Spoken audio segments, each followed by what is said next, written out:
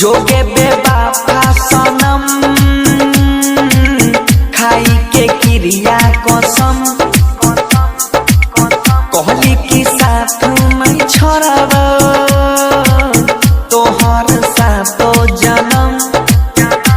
प्यार वाला कहानी के कोयले खत्म डाल ही दिलवा में लागे कि मर जाइबो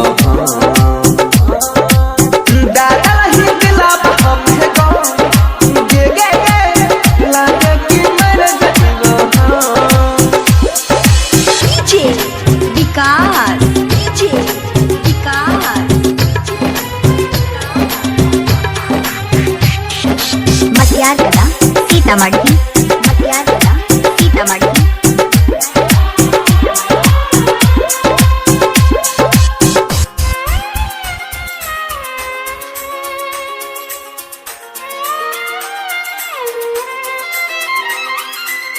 जीवन हम तोरा बिन सहे न सकबो पागल कहै छै जमाना के दलहि जे माथा पागम सहन पई बहुत दाई जान तो हर कसम दलहि दिलवा में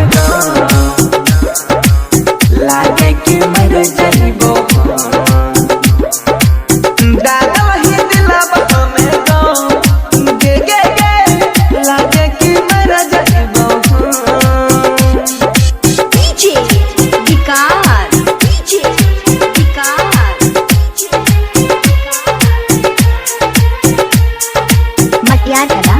सीतामढ़ी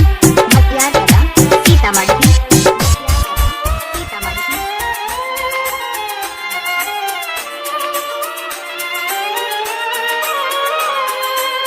बन गेल ही इतना कथा हमारा ला तू जान गे देखले ना एक बार पलट के मन के छिपे मान गे कहे मनी सब धरथिया दिए तो हरदम डाल ही दिलवा में लागे कि मर जाइबो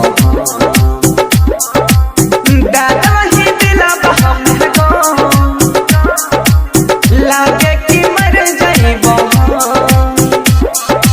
शांति रिकॉर्डिंग स्टूडियो राजा जनमानसी।